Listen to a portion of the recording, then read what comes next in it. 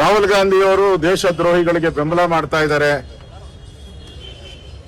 ದೇಶದ ಯುವಕರಿಗೆ ಮೋಸ ಮಾಡ್ತಾ ಇದ್ದಾರೆ ಅಂತೇಳಿ ನಾವು ರಾಹುಲ್ ಗಾಂಧಿ ವಿರುದ್ಧವಾಗಿ ಪ್ರತಿಭಟನೆಯನ್ನ ಮಾಡಿದ್ರಿ.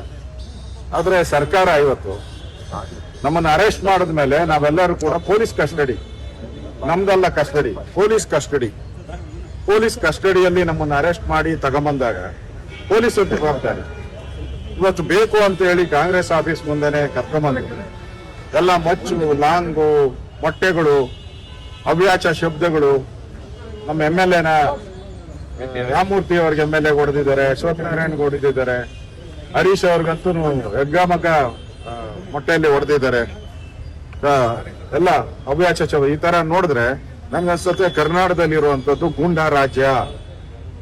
ಇವರೆಲ್ಲ ಕೊತ್ವಾಲ್ ಶಿಷ್ಯಂದಿರು. ಯಾರು DK ಶಿವಕುಮಾರ್ ಅವರೇ ಹೇಳಿದ್ದಾರೆ, ನಾನು ಕೊತ್ವಾಲ್ ಶಿಷ್ಯ. ಹರಿಪ್ರಸಾದ್ ಅವರು ಮಲ್ಲೇಶ್ವರ ಅವರು ಅದೇ ಒಪ್ಕೊಂಡಿದ್ದಾರೆ. ಹೌದು, ನನ್ನ ಮುಂದೆ ಕೊತ್ವಾಲೂ ನಿಂತ್ಕೊಂತ ಇದ್ದ ಅಂತ ಹೇಳಿ ಅವರೇ ಹೇಳ್ಕೊಂಡಿದ್ದಾರೆ. ಅಂದ್ರೆ ಈ ರಾಜ್ಯದಲ್ಲಿ ಯಾವ್ದಿರೋದು ಕೊತ್ವಾಲ್ ಆಡಳಿತ. ಕರ್ನಾಟಕದಲ್ಲಿ ಇನ್ನ 1.5 ವರ್ಷ ಇರೋದು ಕೊತ್ವಾಲ್ ರಾಮಚಂದ್ರನ ಆಡಳಿತ. ಇವತ್ತು ಪೊಲೀಸ್ ಕಸ್ಟಡಿಯಲ್ಲಿದ್ದಾಗೆ ಬಂದು ಹೊರಬಿಟ್ಟು ಹೋಗ್ತಾರೆ. ಕಾಂಗ್ರೆಸ್ ಲಾಯರ್ ಡ್ರೆಸ್ ಹಾಕೊಂಡಿದ್ದ ಅವು ಬಂದು ಹೊಡಿತಾರೆ ಅಂತ ಹೇಳಿದ್ರೆ ಇಲ್ಲಿ ರಾಜ್ಯದಲ್ಲಿ ವಿರೋಧ ಪಕ್ಷಗಳಿಗೆ ಅಂದ್ರೆ ಸೆಕ್ಯೂರಿಟಿ ಯಾರು? ಕೊಲೆ ಮಾಡಬೇಕು ಅಂತಾನೆ ಬಂದಿದ್ದಾರೆ ಅವ್ರು. ನಮ್ಮನ್ನು ಕೊಲೆ ಮಾಡಬೇಕು ಅಂತ ಹೇಳಿ ಬಂದಿರ್ತಕ್ಕಂಥ ಗ್ಯಾಂಗ್ ಅದು.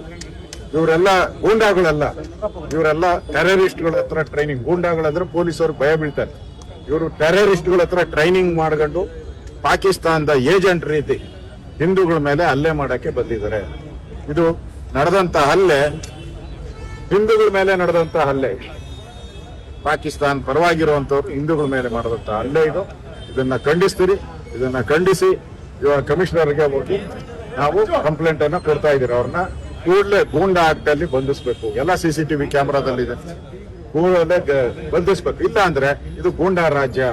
ಹೆಂಗೆ ನಾವು ಪೊಲೀಸ್ ಸುರ್ಪದಿಯಲ್ಲಿದ್ದೀರಿ, ನಾವೆಲ್ಲ ಪೊಲೀಸ್ ಸೆಕ್ಯೂರಿಟಿಯಲ್ಲಿದ್ದೀರಿ. ನಾಳೆ ನಮ್ಮ ಪ್ರಾಣಕ್ಕೆ ಏನಾನ ಅನಾಹುತ ಆದ್ರೆ ಏನು ಕಾರಣ?